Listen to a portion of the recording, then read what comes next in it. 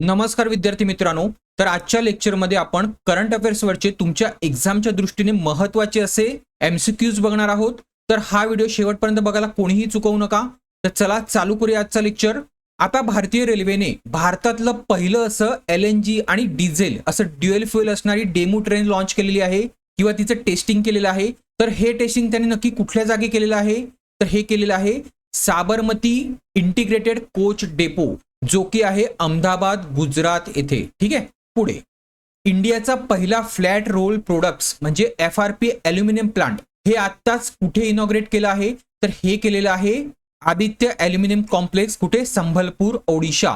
तर हे सगळ्यांनी लक्षात ठेवायचं आहे. आता FRP स्टील प्लांट्स तर आहेत, पण FRP ॲल्युमिनियम युनिट हे पहिल्यांदाच लावलं गेलेलं आहे. ठीक आहे. पुढे आता भारतातलं पहिलं डेडिकेटेड मेनोपॉज क्लिनिक हे कुठल्या राज्याने ह्याची सुरुवात केली आहे किंवा ह्याचं इनॉग्रेशन केलं आहे? तर हे होणार आहे महाराष्ट्रामध्ये. सुपर इम्पॉर्टंट प्रश्न आहे, लक्षात ठेवा. आता खेलो इंडिया विंटर गेम्स झाले, कुठे झाले? तर ते झाले जम्मू अँड काश्मीरमध्ये. जम्मू अँड काश्मीरमध्ये हे 2 फेजमध्ये झाले. तर पहिला झाला कांगडोरी स्पोर्ट्स क्लब, दुसरा झाला गुलमर्ग येथे. ठीक आहे. तुम्हाला फक्त हे लक्षात ठेवायचं कुठे झाले, तर जम्मू अँड काश्मीरमध्ये. आणि ह्याच्यामध्ये कोणी टॉप केलेलं आहे? तर ह्या स्पर्धेमध्ये पदक तालिकेमध्ये हरियाणाने टॉप केलेला आहे. तर इथे तुम्ही बघू शकता हरियाणाने 4 गोल्ड जिंकलेले आहेत आणि टोटल 7 पदकं जिंकलं आहे. 2 नंबरला लडाख राहिला आणि 3 नंबरला आपला महाराष्ट्र स्टेट राहिलेला आहे. क्लिअर आहे. पुढे आता new START treaty, new strategic arm reduction treaty ही कुठल्या 2 देशामध्ये होती? ती आत्ताच समाप्त झालेली आहे. तर ती होती रशिया आणि कोणामध्ये? तर रशिया आणि अमेरिकेमध्ये. आणि ह्या ट्रिटीमध्ये नक्की काय होतं? तर ह्यांचा एक 5 वर्षाचा करार व्हायचा आणि ह्या करारामध्ये दोन्ही देशाकडे जेवढी पण अण्वस्त्र आहे त्याची मॉनिटरिंग करायचे आणि ह्याचा एकच उद्देश होता, म्हणजे काय? तर अण्वस्त्र कमी करणे. पुढे आता भारतामध्ये 2 नवीन रामसर साईट बनले आहेत. एक आहे पटना बर्ड सँक्च्युरी आणि दुसरी आहे छर्रीधान गुजरात. ठीक आहे. तर ह्या 2 रामसर साईट नवीन इन्क्लूड झालेल्या आहेत 2026 मध्ये. तर त्यांनी इथे तेच विचारलं की आता टोटल भारताच्या रामसर साईट किती झालेले आहेत?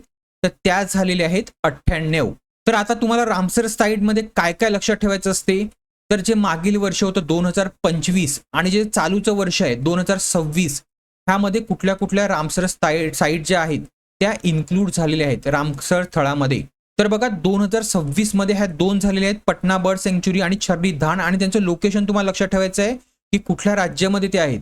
तर पटना बर्ड सँक्च्युरी जी आहे ती कशामध्ये आहे? बघा UP मध्ये आहे, बिहारमध्ये नाही. छर्रीधान जी आहे ती कुठे आहे? तर गुजरातमध्ये आहे. आता त्याचप्रमाणे ह्या ज्या 2025 ज्या आहेत त्या तुम्हाला इथे पॉज करून बघायच्या आहेत आणि त्यांचं नाव आणि लोकेशन हे सुद्धा लक्षात ठेवायचं आहे. क्लिअर आहे. आता इथे बघा उदयपूर लेक कुठे आहे? तर हे आहे बिहारमध्ये. तर कोणीही नावाने त्याच्या कन्फ्यूज व्हायचं नाहीये. पुढे आता जे युनियन बजेट झालं 2026-27चं, त्यामध्ये इंडियन स्पोर्ट्स इकोसिस्टीमसाठी किंवा स्पोर्ट्सला मजबूत करण्यासाठी कुठलं इनिशिएटिव्ह किंवा कुठलं मिशन हे पुन्हा लॉन्च करण्यात आलं? तर बघा हे ऑलरेडी मिशन होतं, 10 वर्षासाठी व्हॅलिड होतं, जे की आत्ताच 2026 मध्ये एक्सपायर झालं. त्याचं नाव आहे खेलो इंडिया मिशन आणि हे पुन्हा आता 10 वर्षासाठी त्यांनी एक्सटेंड करण्यात आलं आहे 2036 पर्यंत. पुढे हिंदुस्तान एरोनॉटिक्स लिमिटेड ज्याचं हेडक्वार्टर कुठे आहे? तर त्याचं हेडक्वार्टर आहे बेंगलुरू इथे. आणि ही एक गव्हर्नमेंट कंपनी आहे जी डिफेन्स इक्विपमेंट ही प्रोड्यूस करत असते, सगळ्यांनाच माहिती असेल. तर ह्याचा नवीन चेअरमॅन आणि मॅनेजिंग डायरेक्टर म्हणून कोणाची नियुक्ती करण्यात आली आहे? तर बघा सगळ्यात आधी लक्षात घ्या, आत्ताचे जे करंट त्याचे CMD आहेत त्यांचं नाव आहे DK सुनील. ठीक आहे. आणि ह्यांची जी कारकीर्द असेल ती कुठल्या महिन्यापर्यंत असेल? तर मे महिन्यापर्यंत असेल, मे महिना 2026. पण मे महिन्यानंतर जे पदभार स्वीकारतील त्यांचं नाव काय आहे? तर त्यांचं नाव आहे कोटार रवी. तर हे सगळ्यांनी लक्षात घ्यायचं आहे. जर तुम्ही आता इथे गुगल केलात तर तुम्हाला ह्यांचंच नाव दिसेल. कोणाचं? तर DK सुनील ह्यांचं. कारण त्यांनी अजूनही पदभार ह्यांच्याकडे दिलेला नाही, जो की मे महिन्यामध्ये दिला जाईल. तर ज्यांची एक्झाम मे महिन्यानंतर असेल त्यांनी हे नाव लक्षात ठेवायचं आहे. म्हणून प्रश्न तुम्हाला नीट वाचायचा आहे, नियुक्ती कोणाची करण्यात आली आहे किंवा कोण आहेत ह्यामध्ये कन्फ्यूज व्हायचं नाहीये. क्लिअर आहे. पुढे आता एक समर्थ नावाचं पंचायत पोर्टल जे की भारत सरकारने लॉन्च केलं होतं आणि ह्याची टेस्टिंग 2 राज्यामध्ये चालू होती. एक होती हिमाचल प्रदेश आणि एक होतं छत्तीसगड. तर ह्या पोर्टलच्या किंवा ऍपच्या माध्यमातून नक्की केलं काय जाणार आहे? तर जो टॅक्स कलेक्शन आहे कुठला? तर लोकल गव्हर्नन्सचा. जो पण टॅक्स आपण कलेक्ट करतो तो तुम्हाला घरी बसल्या देता येणार आहे ह्या पोर्टलच्या माध्यमातनं. तर ह्या पोर्टलच्या माध्यमातनं ऑनलाईन टॅक्स वसूल करणारा भारतातला पहिला कुठला जिल्हा ठरला आहे, तर तो जिल्हा ठरला आहे तो आहे छत्तीसगड मधला कुठला, तर धमतरी जिल्हा. क्लिअर आहे. पुढे Mother Mary comes to me हे कोणाचं पुस्तक आहे ज्यासाठी त्यांना मातृभूमी बुक ऑफ द इयर 2026 हा पुरस्कार भेटला आहे, तर त्यांचं नाव आहे अरुंधती रॉय. आता हा जो अवॉर्ड आहे तो इतका इम्पॉर्टंट नाही आहे, पण ह्यांचं जे पुस्तक आहे Mother Mary comes to me हे खूप जास्त इम्पॉर्टंट आहे. ह्यांची जी पुस्तकं आहेत ही जास्तीत जास्त विचारली जातात एक्झामला, कारण ह्या बुकर प्राइज विनर एक साहित्यिक आहेत. क्लिअर आहे. पुढे इंडियन कोस्ट गार्डने त्यांचा रेझिंग डे किंवा स्थापना दिवस हा साजरा केला, तर हा त्यांचा कितवा वर्धापन दिन होता, तर हा त्यांचा 50वा वर्धापन दिन होता, जो की त्यांनी 1 फेब्रुवारी 2026 रोजी सेलिब्रेट केला. पुढे युनियन बजेट 2026-27 मध्ये गव्हर्नमेंटने एक इनिशिएटिव्ह लॉन्च केला आहे. कुठल्या फील्डमध्ये, तर बायो फार्मास्युटिकल मॅन्युफॅक्चरिंग हब. म्हणजे भारताला बायो फार्मास्युटिकलमध्ये एक ग्लोबल मॅन्युफॅक्चरिंग हब हे बनवायचं आहे. किती वर्षामध्ये, तर 5 वर्षामध्ये. तर त्या इनिशिएटिव्हचं जे नाव आहे ते नक्की काय आहे, तर त्याचं नाव आहे बायो फार्मा शक्ती. बघा बजेटवरचे जे क्वेश्चन्स असतात ते खूप जास्त परीक्षेमध्ये विचारले जातात, तर त्यामुळे तुम्हाला ते लक्षात ठेवायचं आहे. आता ह्या वर्षाचा जो पहिला ग्रँड स्लॅम आहे कुठला, ऑस्ट्रेलियन ओपन.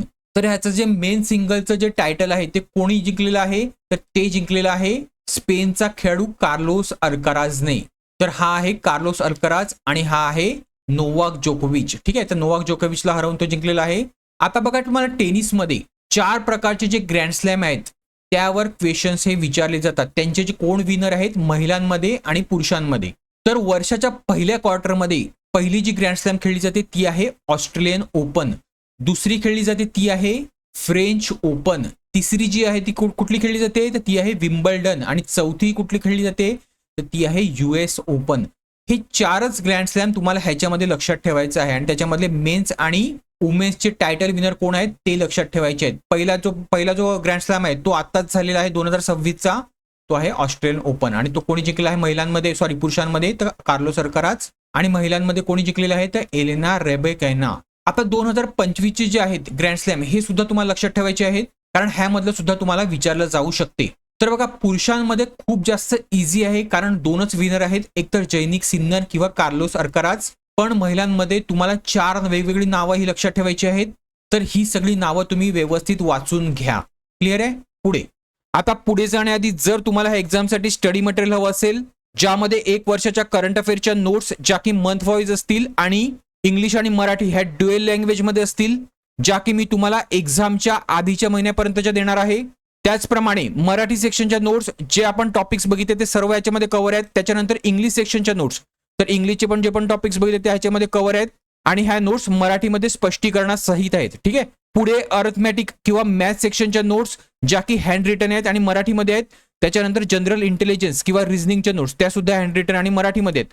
तर ह्या सगळ्या नोट्स जर तुम्हाला हव्या असतील तर त्याचं इंडिव्हिज्युअल प्राइस स्ट्रक्चर मी इथे दिलेलं आहे. पण जर तुम्हाला त्या महाकॉम्बो ऑफरमध्ये डिस्काउंटमध्ये प्राइसमध्ये हवं असतील तर त्या तुम्हाला फक्त 400 रुपीजमध्ये भेटतील. आता तुमच्यापैकी खूप साऱ्या विद्यार्थ्यांना मॅथ्स आणि रिझनिंग सेक्शनच्या नोट्स जे आहेत त्या इंग्लिश लँग्वेजमध्ये हव्या असतील तर त्याचं सध्या मी प्रिपरेशन करत आहेत. त्या जेव्हा होतील तेव्हा मी तुम्हाला अपडेट करेल. पण ह्याची अपडेट घेण्यासाठी माझा जो नंबर आहे क्लासचा, त्या क्लासच्या नंबरवर तुम्हाला मेसेज करून तुम्हाला हे मला विचारायचं आहे की नोट्स रेडी आहे का नाही. आता ह्या नोट्स सोबतच तुम्हाला मी नॉन टेक सेक्शनच्या प्रॅक्टिस करण्यासाठी मागील TCSने जे कंडक्ट केलेले क्वेश्चन पेपर्स होते वेगवेगळ्या एक्झामचे ते ह्या सोबतच फ्री देणार आहे. त्यानंतर एक्झाम मधील काही पोस्टच्या टेक्निकल सेक्शनसाठी माझ्याकडे मागील काही भरतींचे TCSचे क्वेश्चन्स पेपर आहेत. त्याच्यामध्ये JE civil, JE electrical clerk, account clerk, accountant और सिनियर ऑडिटर आणि ज्युनियर लॉ ऑफिसर, तर ह्यांचे काही पेपर्स आहेत ज्यामध्ये ह्या 3 पोस्टसाठीचे माझ्याकडे भरपूर आहेत. पण खालील 3 पोस्टसाठीचे एक पेपर्स हे तुम्हाला ह्याच्या सोबतच फ्री भेटतील. तर आता ह्या नोट्स तुम्ही सिंगल घ्या किंवा महाकॉम्बो घ्या, तुम्हाला ह्या नोट्स ह्या फ्री भेटणारच आहेत. क्लिअर आहे. आता ह्या नोट्स तुम्हाला ऑर्डर कशा करायचे आहेत, तर हा QR कोड स्कॅन करून तुम्हाला पेमेंट करायचं आहे आणि पेमेंटच्या ट्रान्झॅक्शन आयडीचा स्क्रीनशॉट जो आहे तो मला ह्या नंबरवर क्लासच्या व्हॉट्सअप करायचा आहे. मग मी तुमचा ट्रान्झॅक्शन आयडी व्हेरीफाय करून तुम्हाला माझ्याकडे अवेलेबल असलेल्या PDF स्वरूपातील ज्या नोट्स तुम्ही बाय केल्या आहेत त्या तुम्हाला इथे सेंड करेल. क्लिअर आहे. अजून काही डाऊट असेल तर तुम्ही ह्या नंबरवर मला विचारू शकता.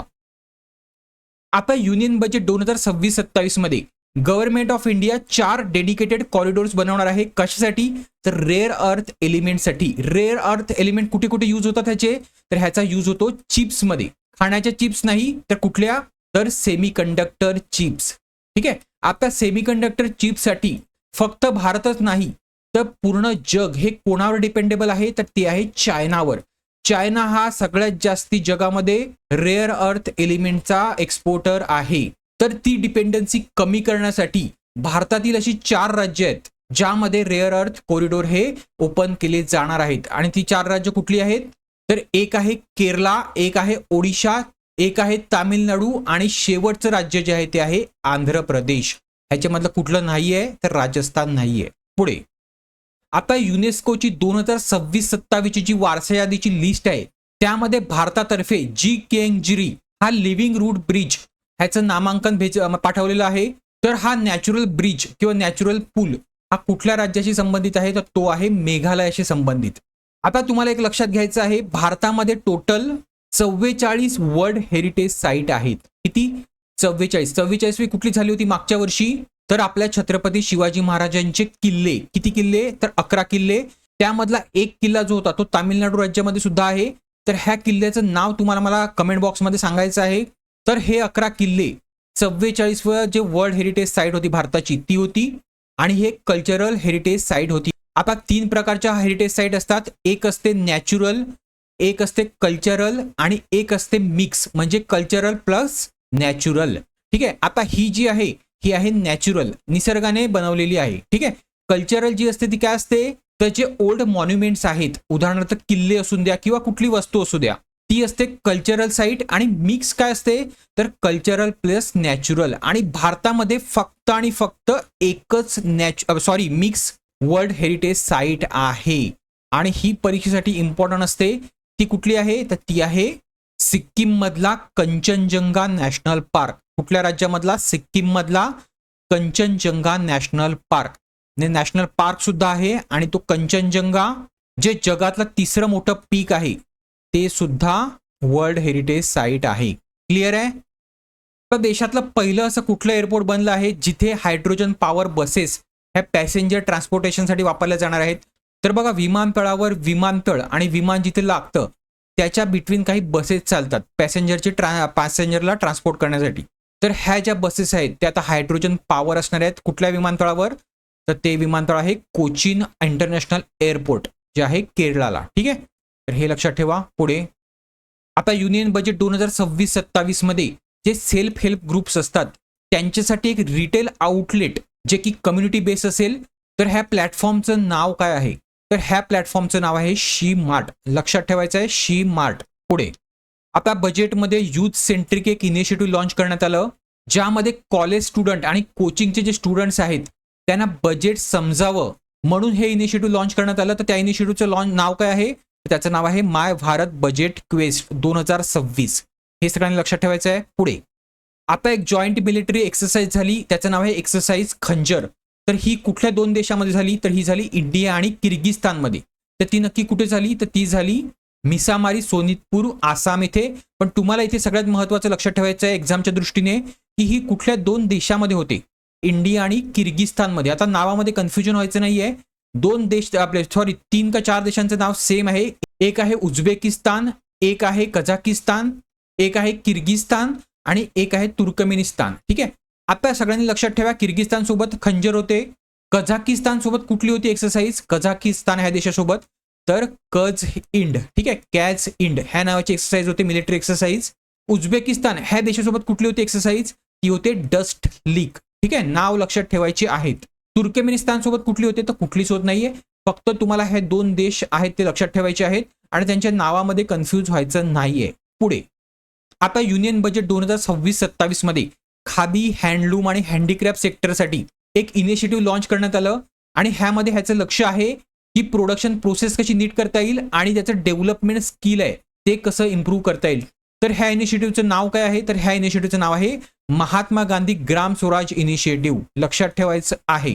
पुढे आता एक इंडियन ओरिजिन किंवा भारतीय वंशाचे एक सायंटिस्ट आहेत त्यांना सुपर पॉल्युटंट्स आणि ब्राउन क्लाउड्स ह्यावरच्या अग्रगण्य संशोधनासाठी 2026चा क्रॉफर्ड पुरस्कार हा देण्यात आला आहे. तर त्यांचं नाव काय आहे, तर त्यांचं नाव आहे वीरभद्रन रामानाथन. काय? वीरभद्रन रामानाथन. क्रॉफर्ड पुरस्कारला नोबल ऑफ जिओ सायन्सेस सुद्धा म्हटलं जातं. पुढे आता ह्या वर्षाची प्रो रेसलिंग लीग कुठल्या राज्याने जिंकलेली आहे, तर ही जिंकलेली आहे हरियाणा थंडर्सने. आणि कोणाला हरवून जिंकलेली आहे, तर दिल्ली दंगल वॉरियर्सला. क्लिअर आहे. पुढे आता बजेटमध्ये एक नवीन स्कीम दुसरी अनाऊन्स केली आहे, ज्यामध्ये जे आपले दिव्यांगजन आहेत त्यांना IT sector, animation and visual effects, gaming, comics यासारख्या क्षेत्रामध्ये प्रशिक्षण दिलं जाणार आहे, जेणेकरून त्यांना ह्या फील्डमध्ये अपॉर्च्युनिटीज उपलब्ध होतील. ठीक आहे. तर ह्या इनिशिएटिव्हचं नाव काय आहे, तर ह्या इनिशिएटिव्हचं नाव आहे दिव्यांगजन कौशल योजना. त्याचप्रमाणे दिव्यांगजन सहारा योजना ही सुद्धा लॉन्च करण्यात आली आहे. पुढे आता वर्ल्ड गव्हर्नमेंट समिट झालं 2026 साठीचं, तर हे कुठे झालेलं आहे, तर हे झालेलं आहे दुबईमध्ये. कुठे झालेलं आहे, दुबईमध्ये. आणि ह्या वर्ल्ड गव्हर्नमेंट समिटची जी थीम होती, त्या थीमचं नाव काय होतं, तर शेपिंग फ्युचर गव्हर्नमेंट्स. आता हे तुम्हाला फक्त इंग्लिशमध्येच लक्षात ठेवायचं आहे. क्लिअर आहे. पुढे आता कुठल्या कंट्रीने प्रोजेक्ट वॉल्ट ह्या नावाचा 12 billion public private partnership initiative, ज्याचं लक्ष आहे स्टॉक पाईल ऑफ रेअर अर्थ एलिमेंट्स, म्हणजे रेअर अर्थ एलिमेंटचा साठा करणं. ठीक आहे. चायनानं जेव्हा रेअर अर्थ एलिमेंटचा जो सप्लाय होता तो तेव्हा थांबवला होता, तेव्हा कोणी हा प्रोजेक्ट वॉल्ट हा हे केलेला आहे, तो केलेला आहे अमेरिकेनं. क्लिअर आहे. पुढे आता इंडियाची first cooperative sector ride hailing service किंवा टॅक्सी सर्व्हिस, जी की सहकारी क्षेत्रातील आहे. ठीक आहे. सहकारी म्हणजे त्यामध्ये जे मालक असणार आहेत त्या टॅक्सीचे ते ड्रायव्हरच असणार आहे, आणि त्याचं नेतृत्व पण कोण करणार आहे, तर ड्रायव्हरच करणार आहेत. तर ह्या टॅक्सी सेवेचं नाव काय आहे, तर ह्या टॅक्सी सेवेचं नाव आहे भारत टॅक्सी. मणिपूरचे 13वे चीफ मिनिस्टर कोण बनलेले आहेत, तर ह्यांनी आता शपथ घेतलेली आहे. त्यांचं नाव आहे युमनाम खेमचंद सिंग. आणि हे कोणाच्या बदली आलेले आहेत, तर हे एन बिरेन सिंगच्या बदली आलेले आहेत. आता $1 मिलियन जेम्प एज्युकेशनचा ग्लोबल टीचर प्राइज हा एका भारतीयाला भेटलेला आहे. तर त्यांचं नाव काय आहे, तर त्यांचं नाव आहे रुबल नेगी. काय नाव आहे, रुबल नेगी, ज्यांनी भारतातील गरजू समुदायासाठी 800हून अधिक शिक्षण केंद्र स्थापित केली आहेत. त्याचप्रमाणे त्यांचं एक इनिशिएटिव्ह आहे मिसाल इनिशिएटिव्ह. ह्या मिसाल इनिशिएटिव्हसाठी त्यांना हा अवॉर्ड हा देण्यात आलेला आहे. पुढे 100% इन्शुरन्स कव्हरेज किंवा विमा संरक्षण प्राप्त करणारा भारतातला पहिला जिल्हा कुठला ठरला आहे, कुठल्या उपक्रमाअंतर्गत, तर इन्शुरन्स फॉर ऑल 2047 ह्या उपक्रमाअंतर्गत. ठीक आहे. तर तो कुठला जिल्हा आहे, तर तो आहे जिल्हा अलवर. आणि अलवर कुठे येतो, अलवर येतो राजस्थानमध्ये.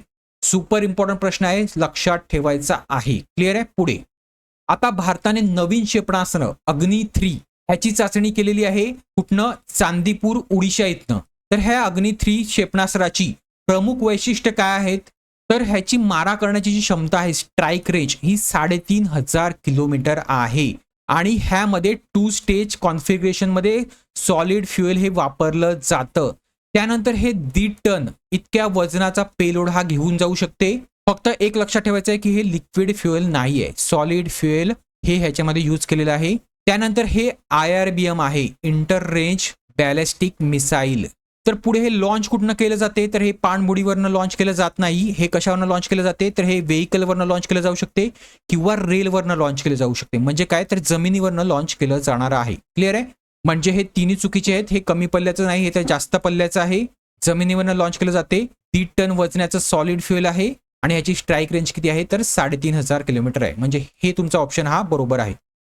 आता भारतातलं असं कुठलं पोर्ट आहे, पोर्ट म्हणजे काय, तर बंदर. ठीक आहे. तर हे पहिलं असं बंदर बनलेलं आहे जिथे ॲडव्हान्स अँटी ड्रोन सिस्टीम, म्हणजे जर ड्रोन इथे आला, कुठलाही ड्रोन आला, शत्रूचा ड्रोन, तर त्याला उडवलं जाऊ शकते. तर अशी सिस्टीम इन्स्टॉल करणारं पहिलं जे पोर्ट आहे, तर त्याचं नाव आहे VO चिदंबरनार पोर्ट ऑथॉरिटी. आणि हे VO चिदंबरनार कुठे आहे, तर थुट्टुकुडी तामिळनाडूमध्ये आहे. कुठे आहे, थुट्टुकुडी तामिळनाडू. पुढे आता केरळानंतर असा भारतातला कुठलं दुसरं राज्य आहे ज्यांनी एक स्टेट लेवल बर्ड ॲटलस केलेलं आहे, तर बघा केरला हे पहिलं राज्य होतं बर्ड ॲटलस पब्लिश करणारं. 2022 मध्ये त्याने बर्ड ॲटलस पब्लिश केला होता. त्यानंतर दुसरं राज्य जे बनलेलं आहे ते आहे गोवा. पुढे आता भारतातलं पहिलं सेपरेट एल्डरली बजेट किंवा वृद्ध अर्थसंकल्प कशावर फोकस असलेला, हेल्थ केअर आणि सोशल सिक्युरिटी किंवा सामाजिक सुरक्षा आणि आरोग्य सेवा, म्हणजे वृद्ध लोकांसाठी सेपरेट बजेट मांडणारं भारतातलं पहिलं राज्य कुठलं बनलेलं आहे? ते बनलेलं आहे केरळा. क्लिअर आहे? लक्षात ठेवा, सुपर इम्पॉर्टंट प्रश्न आहे. पुढे, ह्या वर्षाची संतोष ट्रॉफी जी की फुटबॉल मधली एक ट्रॉफी आहे, तर ही कोणी क्लिंच केलेली आहे 2025-26 ची? तर ही जिंकलेली आहे सर्व्हिसेसने. कोणाला हरवून जिंकलेली आहे? तर केरळाला हरवून जिंकलेली आहे. 24-25 ची जी होती ती कोणी जिंकली होती? तर ती पश्चिम बंगालने जिंकली होती. पुढे, नेटवर्क रेडिनेस इंडेक्स 2025 ह्यामध्ये भारताची रँक किती आहे? आता बघा, जे रँक असतात ग्लोबल लेवलचे जे इन्स्टिट्यूट असतात त्या काही रँक रिलीज करत असतात. ह्या तुम्हाला एक्झामला विचारल्या जातात आणि ह्या तुम्हाला लक्षात ठेवायच्या आहेत. आणि ही रँक कोण रिलीज करतं? तर पोर्टुलन्स इन्स्टिट्यूट म्हणून आहे. तर ही इन्स्टिट्यूट ही रँक रिलीज करत असते आणि ह्यामध्ये भारताची जी रँक आहे ती किती आहे? तर 45 रँक आहे. टॉप कंट्री जी आहे ती कुठली आहे? तर अमेरिका आहे. तर हे तुम्हाला लक्षात ठेवायचं आहे. क्लिअर आहे? टॉप कोणी केलंय आणि भारताची रँक किती आहे. पुढे, आता भारतामध्ये सगळ्यात जास्ती जे लोकर किंवा ऊल आहे ते कुठल्या राज्यामध्ये प्रोड्यूस किंवा उत्पादित केलं जाते? तर भारतामध्ये जवळपास 47.47% हे जे ऊल आहे किंवा लोकर आहे त्या राजस्थानमध्ये उत्पादित केलं जातं. पुढे, आता करप्शन परसेप्शन इंडेक्स आलेला आहे, म्हणजे कुठल्या देशामध्ये किती भ्रष्टाचार जास्त आहे. ठीक आहे, तर ह्यामध्ये भारताची स्थान किती आहे? तर ह्यामध्ये भारताचं स्थान आहे 180 कंट्रीजमध्ये 91व्या नंबरला भारत आहे. क्लिअर आहे? आणि ह्यामध्ये टॉप कुठल्या देशाने केलेलं आहे? तर टॉप जे देश आहेत ते आहेत डेन्मार्क, फिनलँड, सिंगापूर. हे टॉप 3 देश आहेत जिथे करप्शन हे सगळ्यात कमी आहे. ह्याच्यामध्ये स्कोर दिला जातो, तर हा स्कोर तुम्ही इथे बघू शकता. भारताची रँक आहे 91 आणि शेवटचा जो देश आहे तो कुठला आहे? तर साऊथ सुडान हा शेवटचा देश आहे, म्हणजे इथे करप्शन सगळ्यात जास्त आहे. पुढे, आता 2026चा चांग क्रॅन्डेल ह्युमॅनिटेरियन अवॉर्ड ह्या पुरस्कारासाठी भारतातील 2 व्यक्तीची निवड करण्यात आलेली आहे. त्यांचं नाव आहे डॉक्टर हरिप्रिया अरविंद आणि डॉक्टर रेंगराज व्यंकटेश. तर हा पुरस्कार ह्यांना ह्यांच्या इनिशिएटिव्हसाठी किंवा कुठल्या क्षेत्रातील उल्लेखनीय कार्यासाठी दिला गेलेला आहे? तर तो दिला गेलेला आहे मोतीबिंदूमुळे येणारे अंधत्व किंवा अपंगत्व. तर हे 2 भारतातले डॉक्टर हे पद्दुचेरी इथे अरविंद आय केअर सिस्टीम नावाची संस्था चालवतात, जिथे ते रुग्णांची खूप सारी मदत करतात. ठीक आहे, कॅटरॅक्ट म्हणजे काय? तर मोतीबिंदूमध्ये किंवा त्यांच्या ऑपरेशनमध्ये. ठीक आहे, तर ह्या समाजसेवेसाठी ह्यांना हा अवॉर्ड देण्यात आलेला आहे. दोघांचंही नाव लक्षात ठेवा. पुढे, world wild life fund India ह्यांनी एक first biodiversity cultural feature map म्हणजे जैवविविधता आणि संस्कृतीचा एक नकाशा तयार केलेला आहे, जो त्यांनी शाळामध्ये शैक्षणिक साधन म्हणून मोफत वाटणार आहेत. तर कुठल्या राज्यासाठी हा मॅप तयार केलेला आहे? तर हे राज्य आहे गोवा. पुढे, स्मार्टर दॅन स्टॉर्म हे पुस्तक आत्ताच लॉन्च झालेलं आहे. तर ह्याचे जे ऑथर आहेत ते कोण आहेत? तर ह्याचे जे ऑथर आहेत त्यांचं नाव आहे अमिताभ कांत, जे नीती आयोगाचे पहिले सीईओ आणि पहिले व्हाईस प्रेसिडेंट आहेत. ठीक आहे, तर अशी पुस्तकं जी असतात मोठ्या लोकांची ही खूप जास्त विचारली जातात. तर ह्यांचं नाव तुम्हाला लक्षात ठेवायचं आहे, smarter than storm by Amitabh Kant आणि सिद्धार्थ सिन्हा.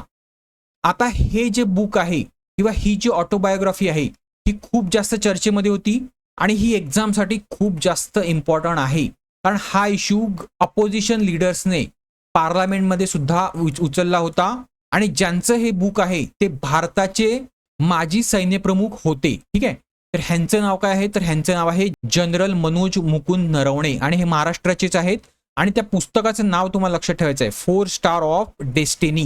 पुढे, आत्ताच पंतप्रधान कार्यालय किंवा PMO, त्यानंतर नॅशनल सिक्युरिटी काउन्सिल सेक्रेटरीएट, त्यानंतर कॅबिनेट सेक्रेटरीएट ह्यांचं ऑफिशियल नाव जे आहे ते चेंज केलेलं आहे.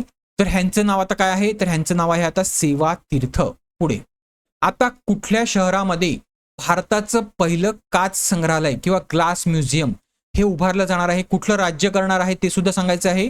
तर हे राज्य आहे उत्तर प्रदेश आणि उत्तर प्रदेशमध्ये कुठलं? तर फिरोजाबाद नावाचं एक शहर आहे, तिथे हे उभारलं जाणार आहे. फिरोजाबादच का? तर फिरोजाबादमध्ये काचेचे खूप सारे उद्योग आहेत, म्हणून फिरोजाबाद हे शहर त्यांनी निवडलेलं आहे काच संग्रहालयासाठी. क्लिअर आहे? पुढे, आता भारतातल्या पहिली अशी कुठली विधानसभा आहे, कुठल्या राज्याची विधानसभा आहे जिथे AI आधारित एक फेशियल रिकग्निशन सिस्टीम ही लागू केली जाणार आहे? म्हणजेच इथले जे आमदार लोक आहेत ते जेव्हा त्यांच्या जागेवर बसतील तेव्हाच त्यांचं फेशियल रिकग्निशन केलं जाईल आणि त्यांची हजेरीही लावली जाईल. तर ते राज्य आहे आंध्र प्रदेश. ठीक आहे, पुढे, हेनले पासपोर्ट इंडेक्समध्ये भारताच्या पासपोर्टची किंवा भारताची रँक किती आहे? तर बघा, दोन प्रकारचे पासपोर्ट इंडेक्स येतात. त्याच्यामध्ये पहिला आहे तो आहे हेनले पासपोर्ट इंडेक्स आणि दुसरा जो आहे तो आहे आर्टन कॅपिटल पासपोर्ट इंडेक्स. आणि ह्याचे दोनांच्याच रँक तुम्हाला विचारल्या जातात. हेनले पासपोर्ट इंडेक्समध्ये भारताची रँक आहे 75 आणि सगळ्यात स्ट्रॉंगेस्ट जो पासपोर्ट आहे तो आहे सिंगापूरचा पासपोर्ट. त्यानंतर आर्टन कॅपिटलमध्ये जो की नोव्हेंबरमध्ये इंडेक्स आला होता, त्यामध्ये सगळ्यात स्ट्रॉंग पासपोर्ट कुठल्या देशाचा आहे तर तो आहे UAEचा. आणि ह्यामध्ये भारताची जी रँक आहे ती किती आहे तर 67 ही रँक आहे. तर हे दोन्ही तुम्हाला पासपोर्ट इंडेक्स आणि आपल्या भारताची रँक आणि टॉप कुठले देश आहेत हे लक्षात ठेवायचं आहे. क्लिअर आहे? पुढे, तर आत्ताच डेव्हिड जे फार्बर ह्यांचं निधन झालेलं आहे. तर हे कोण होते? तर ह्यांना म्हटलं जातं ग्रँडफादर ऑफ इंटरनेट. तर हे एक प्रोफेसर होते ज्यांनी कॉम्प्युटरमध्ये नेटवर्किंग त्याचप्रमाणे खूप साऱ्या प्रोग्रामिंग लँग्वेजमध्ये ह्याचं कॉन्ट्रीब्युशन आहे. आता हा सुपर इम्पॉर्टंट प्रश्न आहे, मिलन नावाचा नेव्हल एक्सरसाइज ही कुठे कंडक्ट करण्यात आली होती किंवा कुठे मिलन नावाचा नौदल सराव हा आयोजित करण्यात आला होता? तर सगळ्यात लक्षात घ्या, हा तुम्हाला सराव का महत्वाचा आहे? कारण ह्या सरावासाठी इराणचं एक जहाज आलं होतं, त्याचं नाव होतं आयरिस दाना. काय नाव होतं? Iris Dana. आणि ह्या आयरिस डेना ह्या फ्रिगेटला आता चालू असलेल्या इराण अमेरिका युद्धामध्ये टार्गेट करण्यात आलेलं आहे. जेव्हा हे आयरिस दाना हे फ्रिगेट हा मिलन एक्सरसाइज संपवून जेव्हा इराणकडे परत जात होतं, तेव्हा इंडियन ओशनमध्ये अमेरिकेच्या एका पाणबुडीने ह्याला टॉर्पेडोच्या माध्यमातून टार्गेट केलेलं आहे आणि खूप साऱ्या नेव्ही पर्सनलची इथे मृत्युमुखी पडलेले आहेत. तर इथे तुम्हाला काय लक्षात ठेवायचं आहे? तर हा जो सराव झाला आहे तो कुठे झाला होता? तर विशाखापट्टणमला झाला होता. आणि जे इराणकडनं जे जहाज आलं होतं किंवा फ्रिगेट आली होती तिचं नाव होतं आयरिस देना. हे सुद्धा तुम्हाला लक्षात ठेवायचं आहे. 2026चा फिडेचा फ्रीस्टाईल चेस वर्ल्ड चॅम्पियन कोण झालेला आहे? तर ह्याचं नाव आहे मॅग्नस कार्लसन. आणि फायनलमध्ये ह्यांनी कोणाला हरवलेलं आहे? तर ह्याने हरवलेला आहे फॅबिनो कॅरुनाला. आणि हा कुठल्या देशाचा आहे? तर हा अमेरिकेचा आहे. आणि ही स्पर्धा कुठे आयोजित केली गेली होती? तर ही स्पर्धा होती जर्मनीमध्ये कुठे? तर वेसिनहासमध्ये. गेल इंडियाचे चेअरमॅन आणि मॅनेजिंग डायरेक्टर कोणाचं अपॉइंटमेंट झाली आहे चेअरमॅन आणि मॅनेजिंग डायरेक्टरसाठी? त्यांचं नाव आहे श्री दीपक गुप्ता. हे नवीन ह्याचे CMD झालेले आहेत. गेल इंडिया काय करते? तर गॅसचं ट्रान्सपोर्टेशन डिस्ट्रीब्युशन हे मोठ्या प्रमाणात करते. 80% बिझनेस हा त्यांचा गॅस ट्रान्सपोर्टेशनचा आहे. क्लिअर आहे? आणि ही एक गव्हर्नमेंट PSU आहे. पुढे, नॅशनल वुमेन्स डे कुठल्या दिवशी सेलिब्रेट करण्यात आला? जो की एका आपल्या प्रॉमिनंट फ्रीडम फायटरचा जन्मदिवस सुद्धा आहे, ज्यांना नाईट अँगल ऑफ इंडिया असं म्हटलं जाते. कोणाला म्हटलं जाते? तर सरोजिनी नायडू यांचा जन्मदिवस आहे किंवा जन्मतिथी आहे. तर इथे लक्षात घ्या, नॅशनल वुमेन्स डे आणि वर्ल्ड वुमेन्स डे ह्यामध्ये फरक आहे. नॅशनल वुमेन्स डे 13 फेब्रुवारी रोजी सेलिब्रेट केला जातो आणि वर्ल्ड वुमेन्स डे कधी केला जातो? तर 8 मार्च रोजी. कोणीही इथे कन्फ्यूज होऊ नका नॅशनल आणि इंटरनॅशनल वुमेन्स डे मध्ये. आता भारतातली अशी कुठली गव्हर्नमेंट ऑर्गनायझेशन आहे त्यांनी रस्त्याच्या शेजारी किंवा महामार्गाच्या शेजारी अशा प्रकारचं गार्डन किंवा बी कॉरिडोर ह्या प्रकारचा उपक्रम हा राबवणार आहे ती संस्था? त्याचं नाव आहे NHAI, भारतीय राष्ट्रीय महामार्ग प्राधिकरण. ठीक आहे, अशा प्रकारची गार्डन ही उभारली जाणार आहेत जेणेकरून बी म्हणजेच मधमाशी आणि पॉलिनेशन हे करतील. क्लिअर आहे? पुढे, खुर्रमशाह 4 नावाचं मिसाईल कुठल्या देशाने आत्ताच लॉन्च केलेलं आहे? तर ते आहे इराणचं मिसाईल. आता तुम्हाला माहिती असेल इराण आणि अमेरिका इस्रायल ह्यांचं युद्ध चालू आहे. ह्याच्यामध्ये खूप सारे मिसाईल्स हे इराणने लॉन्च केलेले आहेत. ह्याच्यामधलं एक आहे खुर्रमशाह 4 आणि अजून काही मिसाईल आहेत. त्याच्यामधली एक आहे सेजिल. तुम्हाला ही नावं लक्षात ठेवायची आहेत फक्त. सेजिल, त्याच्यानंतर फतेह 2, त्यानंतर क्वईम, त्याच्यानंतर जुल्फिकार, त्यानंतर अजून 3 लक्षात ठेवा, इमाम गदर आणि खैबर शेकान. पुढे, बांगलादेशचे 11वे प्राईम मिनिस्टर म्हणून कोणी शपथ घेतलेली आहे? तर त्यांचं नाव आहे तारिक रहमान. आणि हे कुठल्या पार्टीचे आहेत? तर BNP, बांगलादेश नॅशनलिस्ट पार्टी. ह्यांच्या ज्या आई होत्या त्या सुद्धा बांगलादेशच्या PM राहिलेल्या आहेत. त्यांचं नाव आहे खालिदा जिया. तर ह्या सुद्धा आधी PM होत्या. तर तुम्हाला सगळ्यांना माहिती असेल बांगलादेशच्या ज्या मागच्या PM होत्या त्यांचं नाव काय आहे? तर शेख हसीना. ह्यांचा सत्ता पालट केल्यानंतर जे इंटरिंग गव्हर्नमेंट होते त्याच्यामध्ये बांगलादेशचे PM कोण होते? त्यांचं नाव आहे मोहम्मद युनिस. आणि जे इंटरिंग गव्हर्नमेंट आणि आता जे इलेक्शन झालं त्यामध्ये कोण झालेलं आहे? तर तारिक रहमान. तर हे सगळ्यांनी लक्षात ठेवायचं आहे, हे नावं विचारले जातात. 2026चा अर्थशॉट प्राइज हा पुरस्कार सोहळा कुठल्या शहरामध्ये होणार आहे, तर सगळ्यात लक्षात घ्या, हा पहिल्यांदा तर भारतामध्ये होणार आहे आणि तो कुठल्या शहरामध्ये होणार आहे, तर तो होणार आहे मुंबईमध्ये. पुढे लक्षात घ्या की अर्थशॉट प्राइज हे कशामध्ये दिलं जातं, तर एन्व्हायरमेंटसाठी काम करणाऱ्या 5 संस्थांना हे प्राइज हे दरवर्षी दिलं जाते. कोणातर्फे दिलं जाते, तर ब्रिटनच्या रॉयल फॅमिलीतर्फे, रॉयल फाउंडेशन तर्फे. तर ह्या वर्षीचा हा सोहळा नोव्हेंबर महिन्यामध्ये मुंबईमध्ये होणार आहे. पण 2025चा अर्थशॉट कोणाला दिला, तर हे दिलेले आहे बघा, हे 5 जण आहेत किंवा ह्या 5 संस्था आहेत. प्रोटेक्ट अँड रिस्टोर नेचर ह्या कॅटेगरीमध्ये ब्राझीलची ही संस्था जिंकलेली आहे. तर हे तुम्ही वाचून घ्या. हे 5 कारणासाठी हे 5 विनर आहेत. हे ऑक्टोबरमध्ये देण्यात आलेले आहेत. तर हे सगळ्यांनी वाचून जा. त्यामध्ये बांगलादेशची लक्षात ठेवा, फ्रेंडशिप नावाची एक संस्था आहे बांगलादेश, त्यांनी फिक्स अवर क्लायमेट ह्यासाठी ह्यांना तो पुरस्कार देण्यात आलेला आहे. तर हे सुद्धा लक्षात ठेवा. पुढे, the sage who reimagine Hinduism, the life lesson of legacy of Sree Narayana Guru. ह्या पुस्तकाचा लेखक कोण आहे? आता हे पुस्तक तुमच्या एक्झामच्या दृष्टीने खूप जास्त महत्वाचं आहे, कारण ह्याचे जे लेखक आहेत त्यांचं नाव आहे डॉक्टर शशी थरूर. आणि डॉक्टर शशी थरूर ह्यांची जी पुस्तकं आहेत ती खूप साऱ्या एक्झाममध्ये विचारले जातात. कोणीही विसरायचं नाही, याचं नाव सुपर इम्पॉर्टंट प्रश्न आहे. पुढे, आता तुम्हाला सगळ्यांना माहिती असेल की इंडियाचं AI समिट झालेलं आहे. AI इम्पॅक्ट समिट कुठे झालं, तर न्यू दिल्ली इथे झालं. ह्यामध्ये भारताच्या पीएमने एक विजन दिलेलं आहे, मानव विजन. ज्या विजनचा एक महत्वाचा उद्देश आहे की आपण AIचा उपयोग इथिकल पद्धतीने, सर्वसमावेशक पद्धतीने, त्याचप्रमाणे ह्युमन सेंट्रिक कसा करता येईल. तर ह्या मिशनचा हा उद्देश आहे. तर हे लक्षात ठेवायचं आहे. फक्त तुम्हाला इथे नाव की कुठलं विजन दिलेलं आहे, तर मानव विजन. पुढे, पॅक सिलिका नावाची एक युती आहे किंवा एक समूह आहे, त्याच्यामध्ये भारत हा पार्टिसिपेट झालेला आहे. तर हा पॅक सिलिका हा जो ग्रुप आहे त्याचं महत्वाचं काम काय आहे, तर जी क्रिटिकल मिनरल्स आहेत, मी ऑलरेडी तुम्हाला सांगितलेलं आहे की क्रिटिकल मिनरल्ससाठी भारताने सुद्धा एक धोरण राबवलं आहे. त्याचप्रमाणे अमेरिकेने सुद्धा एक धोरण राबवलं आहे. त्याचप्रमाणे एक ग्लोबली ग्रुप सुद्धा तयार केलेला आहे. तर पॅक सिलिका हा जो ग्रुप आहे ह्याचं नेतृत्व कुठला देश करत आहे, तर पुन्हा ह्याचं नेतृत्व कोण करत आहे, तर युनायटेड स्टेट्स. युनायटेड स्टेट्सने हा ग्रुप तयार केला आहे, ज्यामध्ये अमेरिकेचे जे अलाइज कंट्री आहेत, कुठले कुठले, जपान, साऊथ कोरिया, UK, तर ह्याप्रमाणे जे युरोपियन कंट्रीज आहेत, तर हे पॅक सिलिकाचे सदस्य आहेत. तर आता भारत सुद्धा ह्याचा सदस्य झालेला आहे. हा ग्रुप कोणाला हे टार्गेट करणार आहे, तर चायनाला. पुढे, 52वी G7 समिट कुठल्या देशामध्ये होणार आहे, तर सगळ्यात आधी लक्षात घ्या, 51वी G7 समिट ही कुठल्या देशात झाली, तर ही झाली कॅनडामध्ये. आणि कॅनडामध्ये कुठे, तर कॅनडामध्ये कॅननस्कीज इथे झाली. आणि जी 52वी G7 समिट होणार आहे ती कुठे होणार आहे, तर ती फ्रान्समध्ये होणार आहे.